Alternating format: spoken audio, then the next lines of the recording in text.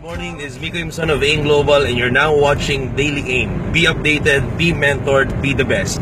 Today, andito ako ngayon along the road sa Davao and kakagaling ko lang ng Tagum and on my way to the Davao Airport, pauwi ng Manila. And kasama ko ang isa sa mga pinakamalulupit na leader natin dito sa Tagum. I would like you to meet Mr. Alan Mendoza. Yeah, say hi, Sir Alan. Hi, good morning. So this guy is dati siyang electronics engineer doing AIM Global right now full-time. So let's know AIM Global people, AIM Global distributors. Let's know kung bakit ang isang electronics engineer nakita ang AIM Global, bakit niya ginagawa ang AIM Global. So Sir Alan, share naman tayo sa ating mga viewers ngayon. Bakit ba AIM Global and what is your history? Ano yung background mo? Bakit mo nakita yung AIM Global? Paano mo nakita yung AIM Global? Good morning, partners. Nakita ko yung AIM Global na introduce sa akin ng kaklase ko sa high school. Sabi niya mag-business daw kami.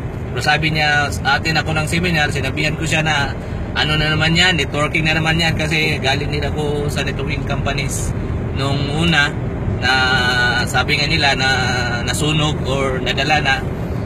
At least nagpasalamat ako sa upline ko na kinulit ako for 3 months. Wow. Tinry yung product sa mama ko, doon talaga nagsimula sa product. Tapos sinideline, pagka nabayaran lahat ng utang, nag full time sa AIM Global.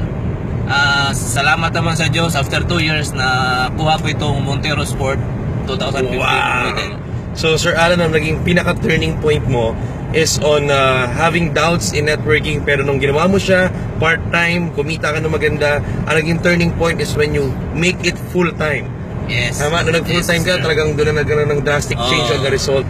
And after 2 years doing it full-time, eto ngayon, he's now driving his brand new Montero Sports 2015. Grabe, very inspiring. One of our leaders here in Davao, Mr. Alan Mendoza. Again, if you like to watch more of the videos and testimonies here in AIM Global, keep updated and subscribe yourself in Daily AIM.